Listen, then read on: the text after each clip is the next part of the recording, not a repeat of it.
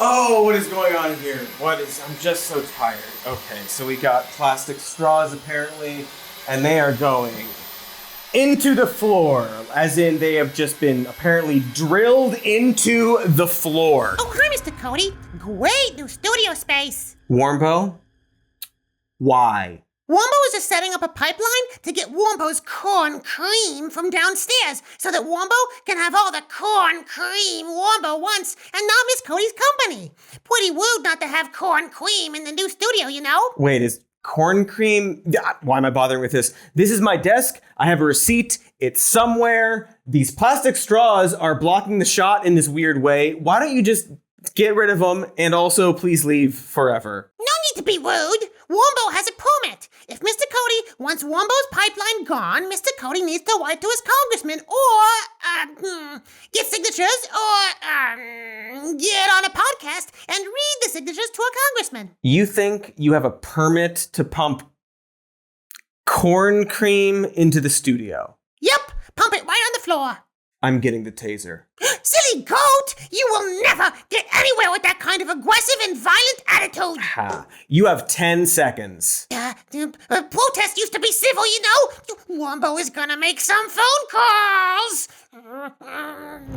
This isn't a protest, you B-list muppet! Protests don't need to be civil. Sorry you had to see that, folks. Actually, you know what? I'm not sorry about anything, ever. It's good that you saw that. Good for America. And you know what else is good for America? Protesting. The thing this episode is about. Recently, the Tennessee GOP expelled 2 Democrats from their House of Representatives for participating in a gun control protest occurring at the state capitol. Although there were actually 3 Democrats from the state house that participated in that protest, one of them was spared from being expelled. Hey, can you guess which one? Why were those 2 expelled and you weren't? Well, I think it's pretty clear. I'm a 60-year-old white woman, and they are 2 young black men. Yeah, America is fun. Now, some have said the real reason why Johnson was spared and Representatives Justin Jones and Justin Pearson weren't was because she didn't use a megaphone during the protest. Or maybe they just had too many J names and needed to cut one. Or, racism. It's probably that.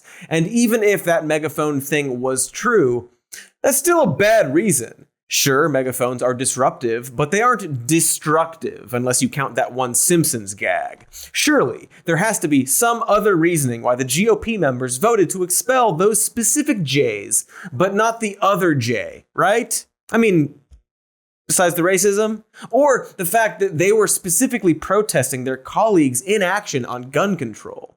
Is there any other gosh darn reason they claim this expulsion happened besides spite? That's why you're standing there, because of that temper tantrum that day, for that yearning to have attention. That's what you wanted. Well, you're getting it now.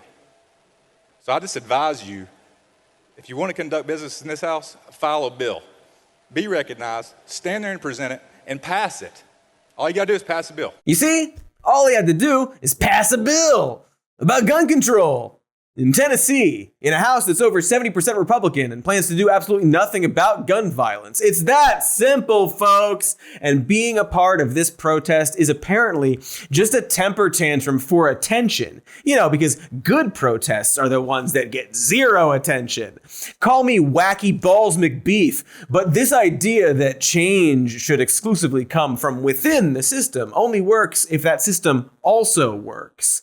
And considering that the Tennessee GOP is refusing to enact gun control laws, and in fact are helping the gun industry when public opinion in the state shows that most people want gun control, well, then that system is broken. You can't purposefully ignore democracy and then wag your puffy digit when people look for solutions outside of the system. And that's assuming that protesting is outside the system, which I would argue is not the case. So it really seems like they have purposefully created an impossible situation and are now punishing and talking down to these people for not simply giving in, something that isn't lost on these expelled lawmakers. How many of you want to be spoken to that way?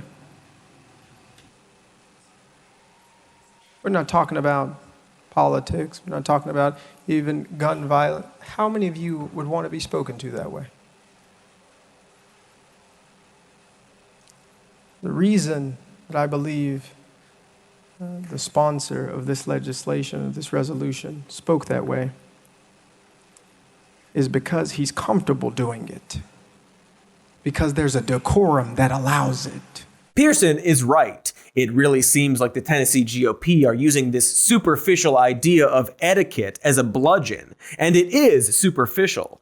After all, there's nothing polite about ignoring gun violence, even if you do it while speaking in a calm voice. And this act of hiding behind decorum gets even more obvious when you see this next clip. Let's talk about expulsion. For years, one of your colleagues who was an admitted child molester sat in this chamber.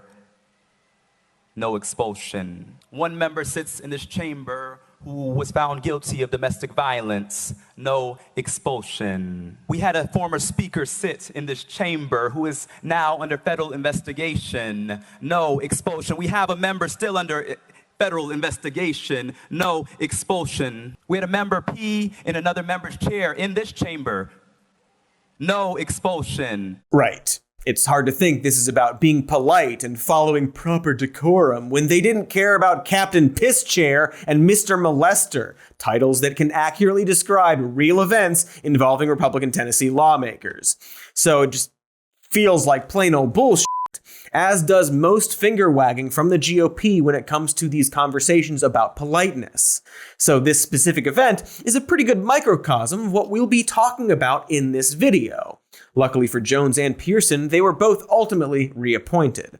But this isn't the only incident wherein those in power try to shame protesters for not doing things the right way. Hey, be more humble when asking not to be deported to a country you didn't grow up in. So rude. Don't heckle Ann Coulter when she's speaking at your college that might have been paid for with your tuition dollars. Don't take a knee during the national anthem, Colin Kaepernick. The only time it's appropriate to take a knee is to run down the clock to finish the game. So if all of those methods are apparently the wrong way to protest for a cause, what's the right or correct way for the public to properly and effectively express discontent to those in power? Seems like a bit of a puzzle, since politicians will attempt to block their critics on social media, barricade themselves in their office, or even, allegedly, hide on a fucking rooftop rather than face their constituents. Other politicians want to limit the reach of the press that could help get answers or a response because they're afraid of possible confrontation and potential messages that they don't like. Hell, President Joe Biden doesn't address the press much either, which is weird because old people usually love being on the news. But those are bigger, sleepier fish. They tell us to think globally, act locally for stuff like government change or saving the planet or starting a cult. So I guess we should start with our local city and state councils, right? That way we can do some change on a small scale and watch it magically grow like those pills that you submerge in water and turn into sponge dinosaurs that smell weird and taste weird too, I'm told. Second Simpsons reference right there. Good for you for watching. But more and more of these council meetings throughout the US are closed to public comment or make their meetings Zoom only to give the moderators an ability to limit or ban chat, which also limits accessibility to only those with internet access. They also limit accessibility in general by taking away phone options or changing meeting times to ones that make it harder for regular people to attend due to typical workday hours. And even if you jump all those hurdles, they can still cut your speaking time. Or they have the power to just ban or punish you for being disruptive, which seems pretty subjective and generalized. Look, I know that public forums might be filled with people that seem off-putting or hell-bent on discussing unimportant matters to get personal attention. Or at least that's how pop culture portrays them. Sometimes they might be vampires, or Simpsons reference number 3. It's your children's future. Oh, yeah, children are important. Yes. It'll cost you. Yeah. I'm sure that's the image in their minds every time they add a new hurdle to this process, or just get rid of town hall meetings altogether.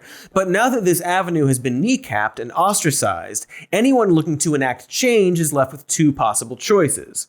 Either wait and hopefully, maybe, eventually vote in people who can undo or stop the thing, perhaps after the next election cycle if we're good little voters, unless your area is gerrymandered again, or, freaking protest. Not because it's fun or for attention, but because there's no other way. Are protests disruptive? Sure are. That's the point. But that's what happens when you take away all the non-disruptive tactics, isn't it?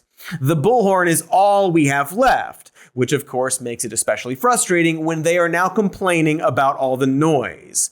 Because we're now seeing this weird push against protests. This idea that modern demonstrations are somehow more uncivil than they used to be.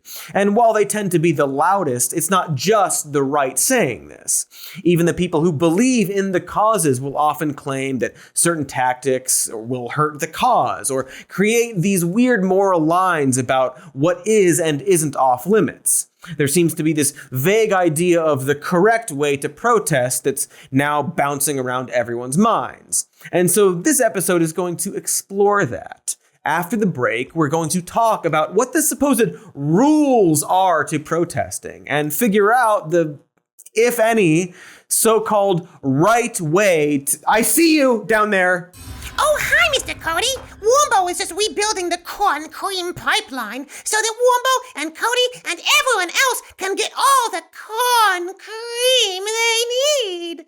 So you're just going to keep doing this? You're not mad or... Wombo believes in forgiveness, and Wombo forgives Cody for doing violences against Wombo. Violence? I never touched you. I threatened violence, which is different. You used violence against Wombo's property, which makes you and what you represent bad. But Wombo forgives. Yes, he does. Does Mr. Cody want to sing a song with Wombo about how Wombo forgives Mr. Cody? Okay, thanks. Yes. So this is what I'm talking about. Thank you, Wombo, for demonstrating what a dumb shit thinks. And actually, Wombo, so I have some corn cream for you to apologize. And so maybe you should go get it. It's outside. So go outside and lock the door behind you when you leave because Cody gets scared. Okay. Wombo trusts Mr. Cody and forgives him. Wombo will be right back. Boy, he is so simple. So I'm going to go put a bunch of stuff in front of my door. And why don't you watch ads while that happens? Hey there, butt lovers. We love our warm butts, but they are both a curse and a blessing, especially in the summer when our butts get even warmer. Why, some days I'll wrap a brisket in tinfoil and shove it in there for a few hours and bam, steamed brisket. And to clean the oven, so to speak, I'll use the Hello Tushy bidet. It gets all up in there on those hot barbecue days. In fact, Hello Tushy bidet cleans your bum 2 times better than wiping and prevents poo particles from spreading to your hands and everything you touch. Yummers! People love coming to my barbecue. Or rather, they did last year. This year, they all seem to be busy. I don't know why. I can't wrap my mind around it. Listen here. These Hello Tushy bidets don't require any additional power or plumbing. You can just hook them right up to your Diana or Steve or whatever your toilet is named. And every Hello Tushy bidet comes with a 60-day risk-free guarantee and a 12-month warranty. Geez, that's probably why they have over 100,000 5-star reviews. So why don't you go to hellotushy.com/more news and use promo code more news to get 10% off plus free shipping on your first bidet order. That's hellotushy.com/more news for 10% off. Ask me about my butthole barbecue. Hi, I'm Katy, and welcome to this ad for ExpressVPN. Because using the internet without ExpressVPN is a little like driving without a seatbelt, or leaving your car unlocked, or hopping a fence without pants on, or grave robbing without a mummy talisman. I'll never do any of those things ever again. ExpressVPN will make it so that internet service providers can't see or sell your data. It blinds them from it, much like how I blinded that cemetery guard by throwing a talisman in his eye. Now I have all the bones I could possibly use. Too many bones, even. The point is, ExpressVPN will protect your information and is also very easy to use. Just a touch of a button on any of your devices, so give it a try. Protect your online privacy by visiting expressvpn.com/more news today. That's EXPRESSVPN.com/more news, and you can get an extra 3 months free. expressvpn.com/more news. I lied. I can never have too many bones. Hey, we're back. Warmbo is pawing under the door like a hungry cat, but we can't hear him, can we? We're safe. For now. And we were talking about how those in power tend to criticize protesting. Specifically, how protesters aren't doing it the right way. So I guess the question is, what is the right way to protest? What are the preferred rules? Is there an FAQ near the back of the Constitution? The GOP and Democrats certainly don't have a straight answer. But apparently, the American Civil Liberties Union does. I mean, obviously, this is subjective, but let's see what they have to say. For starters, the ACLU states that all types of expression are allowed in public spaces, but can be subject to time, place, and manner restrictions by government officials and the police. So you can say what you want, but you might still have to make an appointment, stay in one place, and behave in a certain way. Or maybe you don't have to, or maybe you just can't at all. It's as clear as corn cream, which I sure hope is the same as creamed corn. Otherwise... Let's keep looking through these guidelines. Where should we protest? Well, per the ACLU, we should be able to protest within public streets, sidewalks, and parks. Well, that's true in theory for now, but there have been multiple bills pushed by the GOP to have motorists able to legally get away with running over protesters, so these rules might need a quick update. And more on that later. And do we need a permit? Well, according to the ACLU, no. And yes, sometimes. Also, you might need to pay a fee to exercise your freedom of speech, which could help cover the overtime pay for the cops that will be present there. You know, because we all know how police presence usually prevents violence. Time and time and time and time and time and time and time again. But hey, the ACLU says if you feel that your right to free speech is being violated by a cop, or you feel threatened by a police officer, just go ahead and ask to talk to their supervisor. Maybe you won't get maced, tear gassed, clubbed, or shot for merely asking for the manager. If you're white, I mean. And if you're polite. And if you make sure to have detailed documents that prove that you know the law better than the cop, who will pretend that they know the law. So, yeah, the ACLU means well, but this proves that even the right way to protest still sounds kind of wrong. And it's just as risky as if you didn't follow these rules at all. But the big rule that most people tend to agree with is the need for nonviolent protests. We hear it all the time about Dr. Martin Luther King Jr. and his nonviolent history, and how he's the gold standard of what protests should be. We actually did an entire episode about this subject, specifically that MLK is often invoked by Republicans in what I would call disingenuous ways. When I hear people, scream Black Lives Matter, I'm thinking, of course they do. But all lives matter. It's not that any life matters more than another. That's the whole message I think that Dr. King tried to present. And I think he'd be appalled by the notion that we're elevating some lives above others. Sure, Mike. Civil rights leader Martin Luther King would be appalled by civil rights movements. That makes a lot of sense. Hope your weird variety show's going well, you definitely serious man. Mike Yuckaby over there, just yucking it up with his little ideas about MLK. But in terms of protesting, it's true that MLK was nonviolent, but he was also really disruptive. Whether you deified him in death or not, King's message was, I have a dream, not I have a permit. Sit-ins were disruptive. The Montgomery bus boycott was disruptive. His multiple marches were disruptive. He organized things that were certainly more disruptive than Colin Kaepernick kneeling during the national anthem.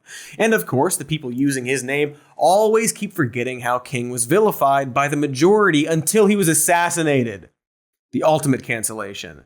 People didn't admire his protests at the time they happened. They often tried to make them out to be violent and misguided, and he was harassed by the cops just as much as protesters today. Also, pause the video and read Letter from Birmingham Jail. I will wait. You're back. Cool. That letter was actually in direct response to accusations from 8 white clergymen that MLK was inciting violence. In fact, the I Have a Dream speech was, at the time, expected by the government to be a race riot, because it's not like there wasn't violence happening during this time. And in fact, violence played a large part, albeit violence that was often from the police and against the protesters, such as what happened during the March on Selma, which became historical in part due to the brutality inflicted by the cops.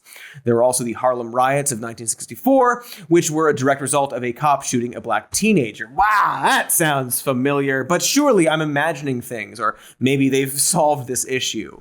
Martin Luther King spoke about, quote, urban riots, and let me tell you, his response wasn't to be appalled, specifically when it came to looting and destruction of property. I quote, often the Negro does not even want what he takes. He wants the experience of taking. But most of all, alienated from society and knowing that this society cherishes property above people, he is shocking it by abusing property rights.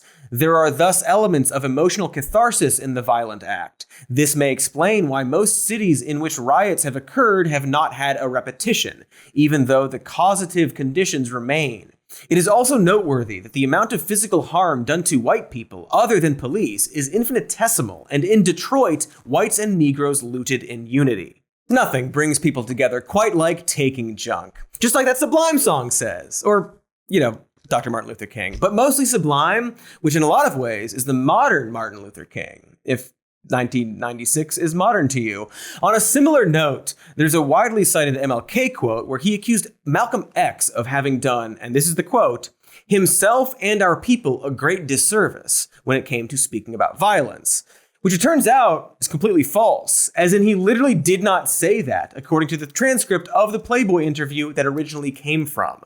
But to be effed and beed, MLK did still disagree with a lot of Malcolm X's views, specifically around the use of violence.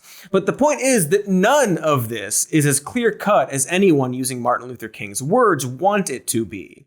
Because he's dead and we can't ask him. Because someone shot and killed him. And when I say someone, kind of mean the FBI. Maybe they did it. Anyway, looting and property destruction often gets mixed into the broader term of violence. And maybe that's not quite right. Property is stuff. It's not alive. I mean, unless we're in a Toy Story, which, boy, we're all going to hell if that's the case. Comparing all destruction of property to violence is probably a tad bit silly. But that isn't to say it's never an act of violence. For example, spray painting a swastika on the side of a Jewish temple sure seems like an act of violence in that it implies a violent act. But to file every act of property destruction as violence would drastically redefine many historical moments in this country. So, sure, nonviolence is generally good. Most protests, ideally, don't become violent. But we can say that so long as we understand the parameters of what constitutes actual violence. And as you can already tell, those lines can be blurry. But here's a broader question.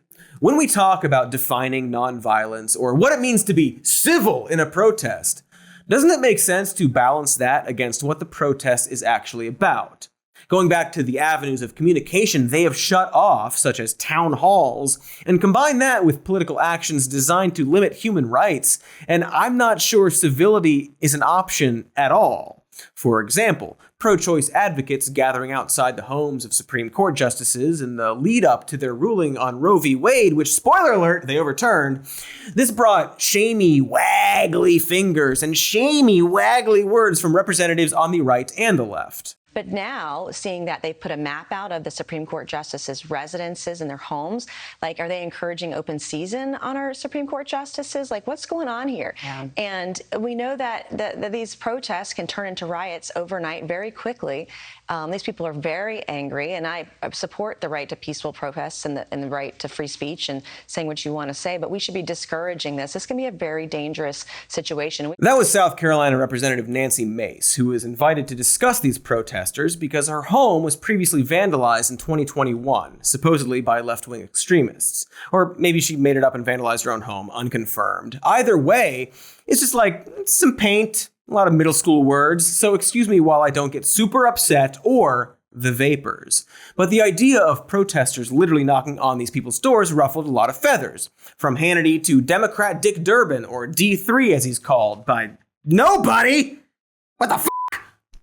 After all, it's intimidation, as Hannity calls it. What of their children or their privacy? What about their poor neighbors who, well, are also part of the protests? Still, I get it. It's a visceral thing to happen and an upsetting invasion of privacy that can hurt entire families.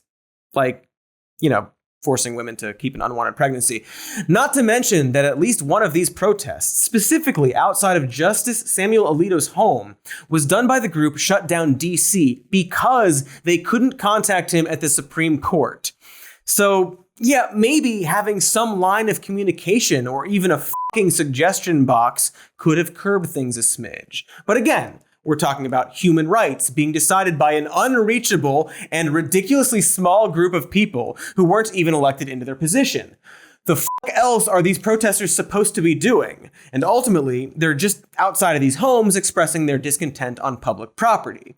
And while picketing and protesting to influence a judge's decision is considered technically illegal due to persuasive intimidation, so fucking what?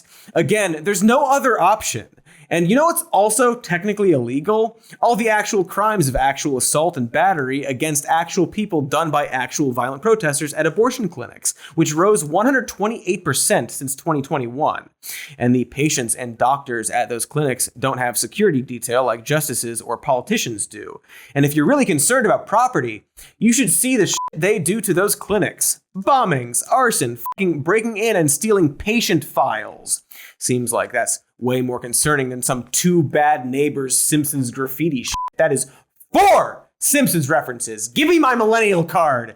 It's just really goddamn hard to pretend to clutch pearls about some fucking spray paint or yelling outside a politician's house when it is in response to laws that are directly killing a chunk of the population. Speaking of which, remember when Maxine Waters inflamed a very volatile situation while waiting for Derek Chauvin's verdict for the murder of George Floyd, which he got convicted for because he murdered him? When she carelessly said something so controversial, so violent, so upsetting, so out of line that the GOP tried to have her censured? Well, we got that offensive clip, and hopefully YouTube will allow us to show it. Before we play it, please make sure any kids are out of the room. We're looking for a guilty verdict. What should protesters do? Well, we got to stay on the street, and we've got to get more active. We've got to get more confrontational. We've got to make sure that they know that we mean business. Did we get the right clip? What's the issue with this? Really? Get more confrontational?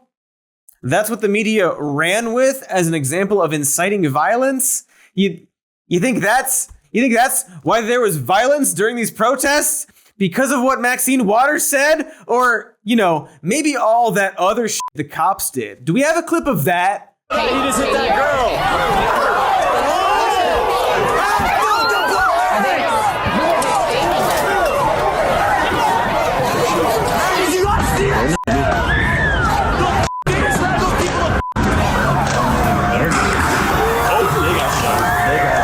We sure do. We sure do have a fucking clip of that. Seems a smidge worse than Maxine using the C word. What it comes down to is this. The concept of civility as it relates to protests is actually just defined by a lot of superficial parameters of what politeness looks like. often based on societal norms, even if those norms are terrible. I hate to side with the fucking Joker on this one, but I think you understand what I'm saying here. Cops dragging someone to the ground and killing them, for example, is not civil. Cops casually walking by protesters on the ground and just pepper spraying them because you feel like it, it's not civil. But a lot of people have decided that it is, because they've also decided that cops are inherently here to keep the peace. Similarly, taking away human rights isn't civil, or to put an even finer point on it, taking away civil rights isn't civil. But the people doing it talk very calmly and wear important-looking robes, you see. And certain people, some of whom sip from liberal tears mugs or sell leftist tears tumblers, love to pretend like their side is civil and calm, while the other side is chaotic and violent, even if the things they are very calmly calling for are fucking horrible. Transgenderism must be eradicated from public life entirely. The whole preposterous ideology at every level. Now, those people clapping might not be throwing a trash can through a CVS window. They might be wearing suits instead of ski masks. But what they are collectively cheering, the idea that a person's identity is some kind of ideology that needs to be eradicated, is not civil. And so ultimately, it seems like civility is just a barrier used to drown out or dismiss people of color and other voices of protest, and not just by the GOP. You gotta stress, the Democrats are just as bad when it comes to hiding behind this false idea of civility. And the reason is they know it's true is they won't hush.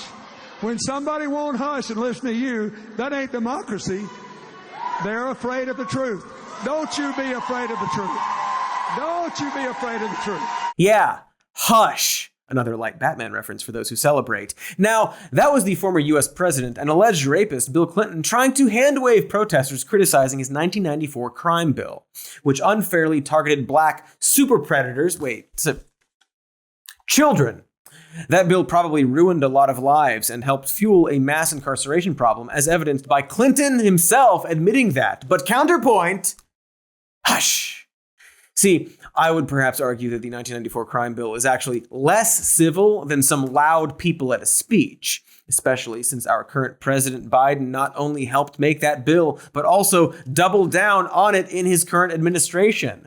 And so ultimately, what this all comes down to, as in the calls for nonviolence and civility, is which side is currently deciding to act outraged. Because as we noted, a lot of this came from the right in response to the Black Lives Matter movement. Remember all those years of people grandstanding about disrespecting the flag and blue lives mattering? And then do you remember what happened after that? It was like right around the time when Trump lost the election. I want to say like December, January, like early January. I'm seeing the number 6. Well, we're going to talk about that next. And not only that, but we might even talk about a thing or two we could learn from those January 6th protesters. How about that for a cliffhanger? Ka-chunk. You got to sit through those ads now, don't you? Huh? In the words of the Joker, ha-ha! Hey there, friends. It seems like these days, everyone has a mouth. Or, failing that, some kind of face hole. Weird stuff. Mouths are here to stay, it seems. At least for now, there's nothing we can do about this mouth issue.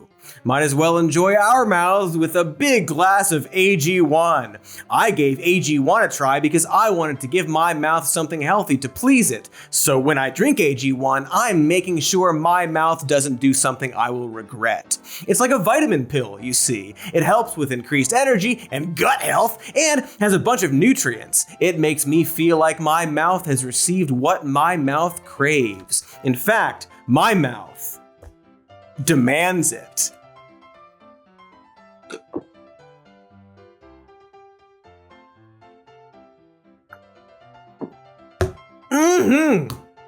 And now, just a little note to not put this in the dishwasher.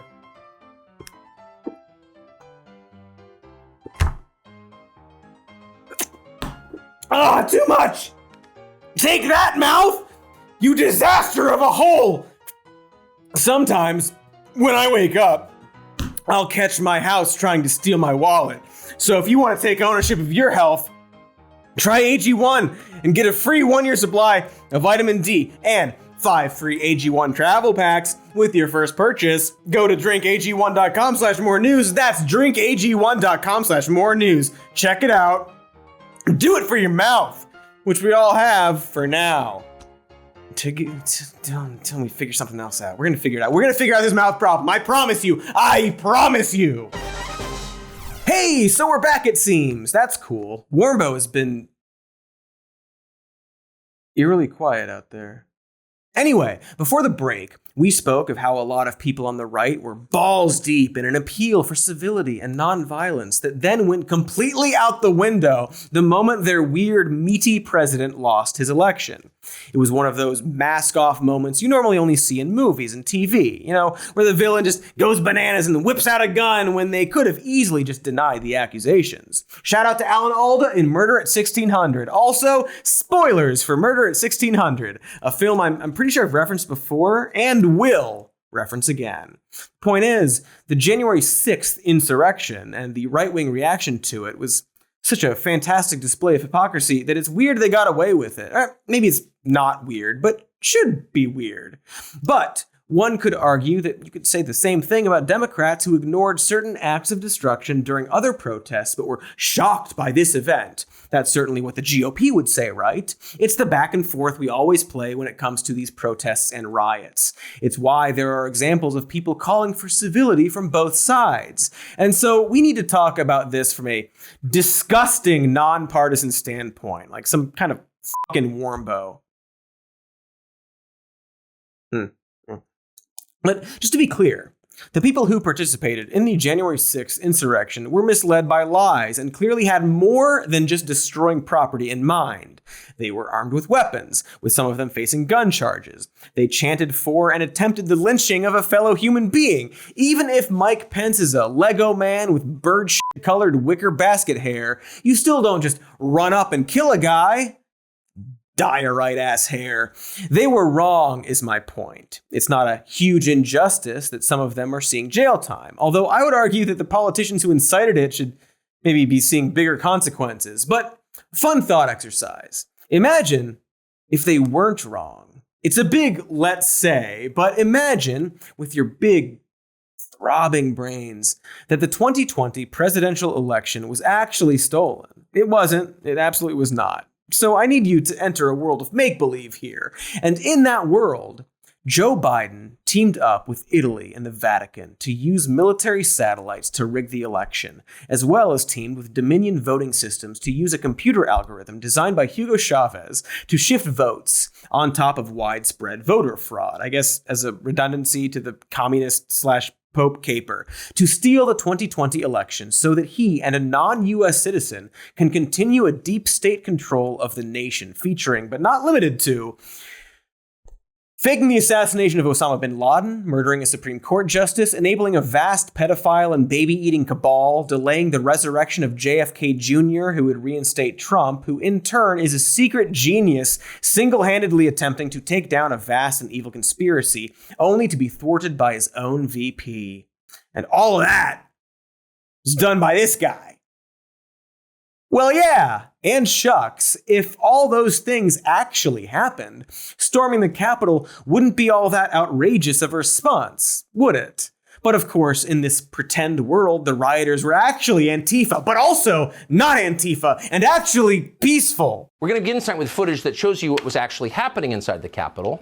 The footage does not show an insurrection or a riot in progress. Instead, it shows police escorting protesters through the building. I feel like I know that guy. Doesn't matter. Point is that, of course, all that conspiracy stuff didn't really happen. Unless you count conservative media and President Trump teaming up to push election lies that resulted in violence as a conspiracy, which, now that I say it out loud, really seems like one. But my point is that if someone thought all of those lies were true, that this huge conspiracy against democracy was really happening, then violence wouldn't seem like an unreasonable response. Similarly, if you truly thought that abortion clinics were routinely killing babies, you would feel compelled to take action. They aren't, to be clear. Objectively and scientifically speaking, abortion clinics are not killing babies. That's why they were allowed to exist in the first place and should continue to exist. I know that's an entirely different conversation, but we have to point out that a chunk of the people doing unhinged and evil things to and outside of abortion clinics most likely believe that they are saving babies. And they believe that because they were tricked into thinking that. That doesn't excuse their behavior, but the point here is that ultimately, the justification of violence is really subjective to an individual, which of course has nothing to do with facts or reality. Can't stress enough, we are not advocating for violence. We do not want violence. Violence, bad. Put it up in big letters. Violence is bad. No. Holy shit. Put up that violence is bad. B-A-D, for fuck's sake. What is wrong with you? Do it right. No quotes. Thank you. Wow. This isn't an episode justifying violent protesting. In fact, from just a tactical standpoint, it's statistically better to avoid violence. According to data from a Harvard University project looking at 622 civil resistance campaigns from 1900 through 2019, 56% of all violent protests failed, whereas only 30% of nonviolent protests failed. Adversely, nonviolent demonstrations achieve their entire goal 47% of the time, versus violent protests only doing that 23% of the time. In other words, you are more likely to get all or at least some of what you want if you don't resort to violence. So it's not just morally better to not dragon punch your fellow human into getting what you want, it's also more effective according to research and history too. It makes a lot of logical sense. And there's actually a whole TED Talk from one of the authors of the study explaining it and how nonviolent protests are just generally more inclusive and accessible. Because old people and kids aren't very good at duking it out with cops. So yeah, violence should be avoided for as long as possible, which isn't to say that it can be avoided completely.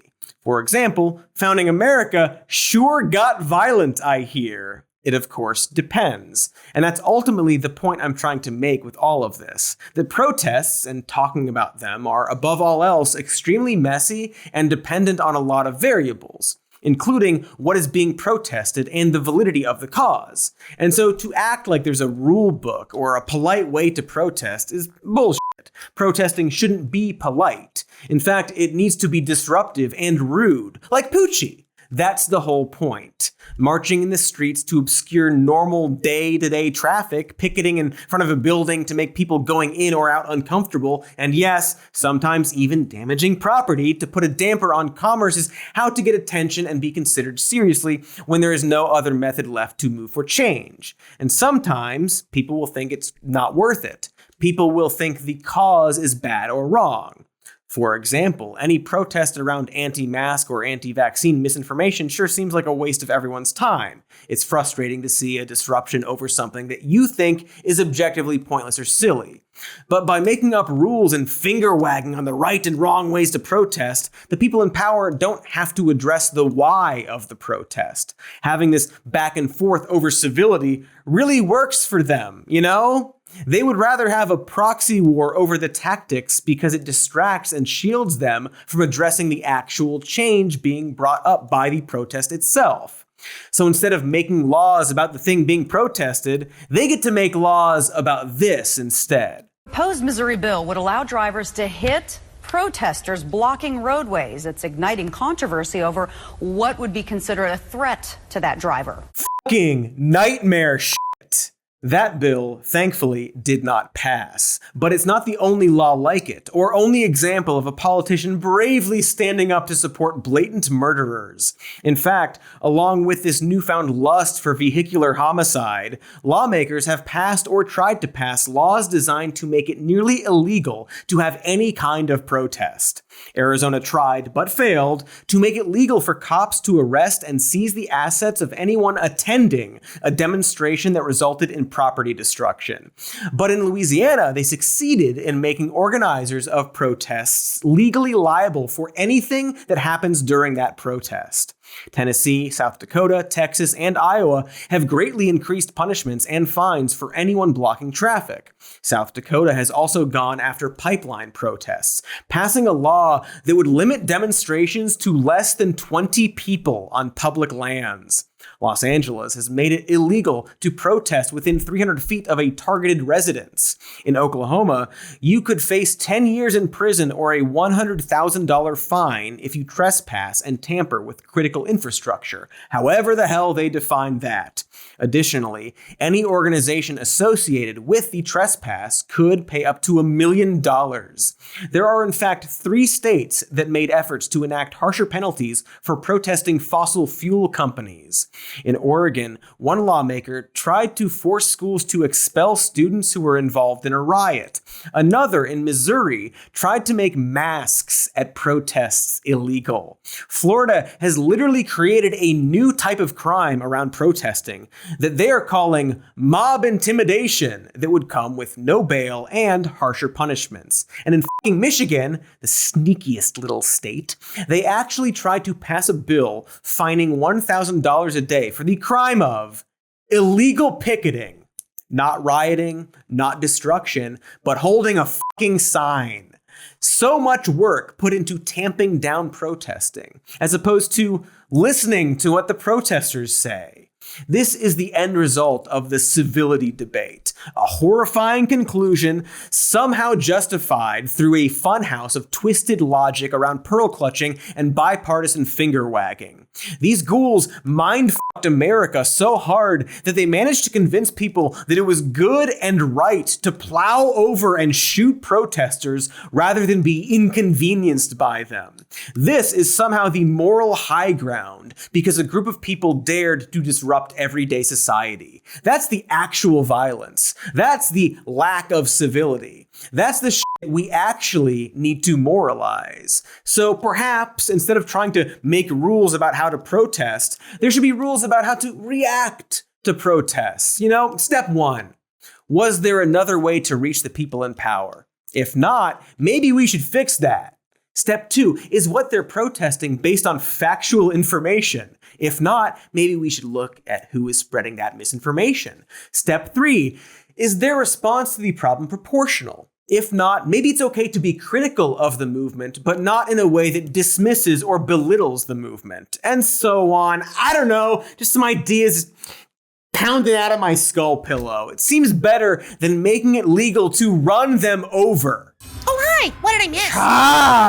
What are you doing here? How did you get here? Why am I asking that? Wombo came in through the corn cream pipeline, of course. That straw-sized hole? Wombo can fit through most holes, Mr. Cody. Oh, I hate that. The corn cream lubes Wombo good. That's what the corn cream is for?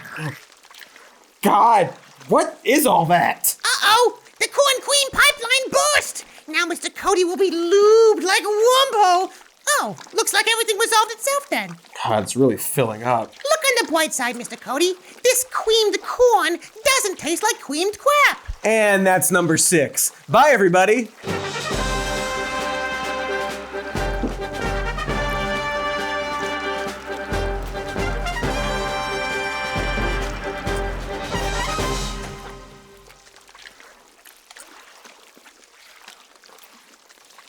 Is the room gonna fill with corn cream? Oh God. Oh God. Oh no. Oh no. Hey everybody, thanks for watching. I'm just here floating on this sea of corn cream. And make sure to like and subscribe the video, and make sure to comment on the channel your favorite flavor of corn cream. And also, we've got a patreon.com/some more news, and we've got merch. We've got a podcast called Even More News, and this show as a podcast. It's called Some More News. You can listen to it if you don't like the sight of corn cream sloshing around the floor. Furthermore, I'm a ghost now, apparently. Woo, I'm drowning in corn cream. Ghosts can drown. That's news to me and you.